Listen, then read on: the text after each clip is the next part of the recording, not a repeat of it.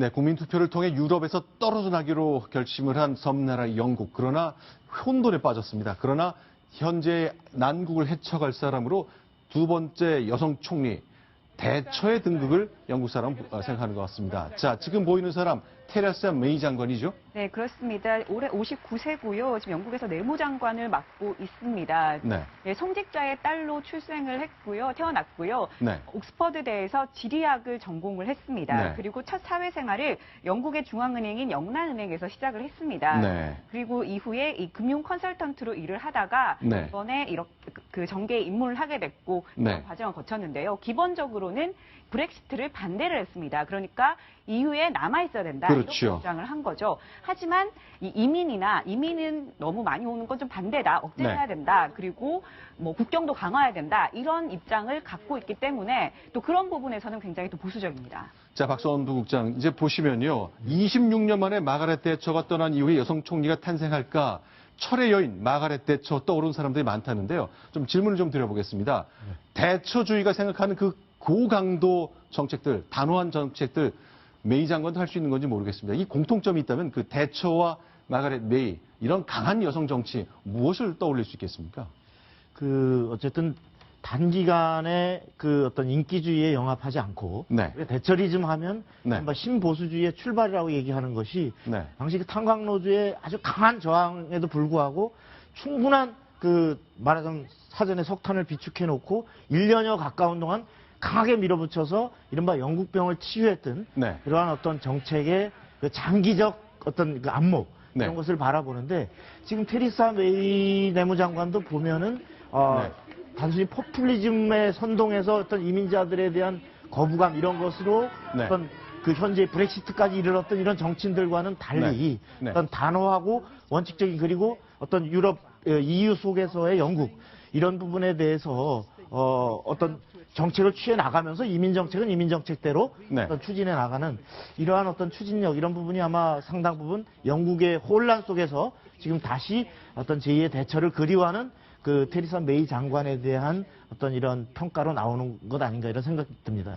자, 테레사 메이가 직접 더 타임스라는 매체에 보낸 서한이 있군요. 이분의 생각을 잘 대표하는 것 같군요. 네, 그렇습니다. 이 총리의 출사표를 던지면서 이런 서한을 보낸 건데요. 모두를 위한 영국을 만들 임무를 맡겠다라고 얘기했고요. 평범한 노동 계층 가족이라면 당신의 삶은 정치인들이 알고 있는 것보다 훨씬 더 고단할 것이다, 이렇게 얘기를 했습니다. 그러니까 이 좀 노동자, 중산층 유권자들이 정말 힘들 것이다. 나는 당신을 위해 일하겠다라는 뜻을 내비친 거죠. 여기에는 지금 영국인들에게 굉장히 지지를 받고 있는 탈퇴파 보리스 존슨 전 런던 시장이 네. 상대적으로 이 부유층들에게 지지를 받고 있거든요. 네. 그러니까 이거를 좀 겨냥을 해서 자신의 뜻을 밝힌 것으로 보입니다. 자, 그런데요. 자, 지금부터 축구 영상 하나 보여드리겠습니다. 우리가 잘 아는 기성용 선수의 모습인데요. 자, 이번에 나오는 영국이 유럽연합을 탈퇴하는 과정에 후회한다는 소식 많이 소개해드렸잖아요. 자, 기성용 선수가 활약을 했던 썬더랜드라는 팀 얘기인데 저 도시에 얽힌 이야기죠? 네, 그렇습니다. 지금 골을 넣고 기성용 선수가 세레머니를 좀 보여주고 있는데요. 네. 이 썬더랜드가 이번에 브렉시트 투표 과정에서 굉장히 큰 화제를 모았습니다. 네. 왜냐하면 영국 전역에서 이제 찬반 투표가 이제 열렸는데 전국에서 가장 높은 61.3%가 찬성한 곳이 바로 썬더랜드라는 지역이었기 때문인데요. 자, 저희가 좀 지도를 보여드리면서 설계를 드리겠습니다.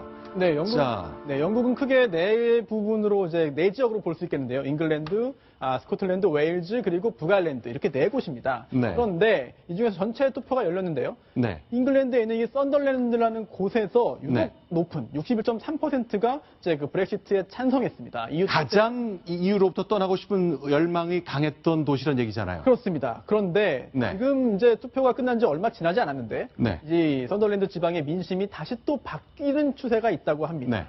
뒤늦게 후회하고 있다고 하는데요. 그 이유가 네.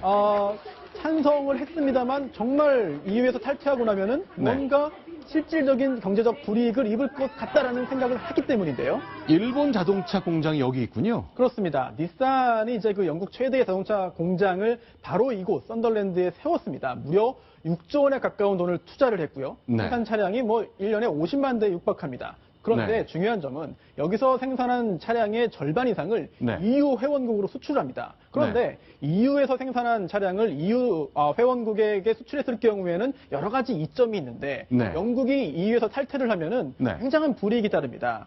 그러다 그렇죠. 보니까 관세도 내야 되고 차값이 올라가니까 덜 팔릴 거 아니에요. 그렇습니다. 그러다 보니까 닛산에서는 큰 돈을 들였지만 어쩔 수 없다.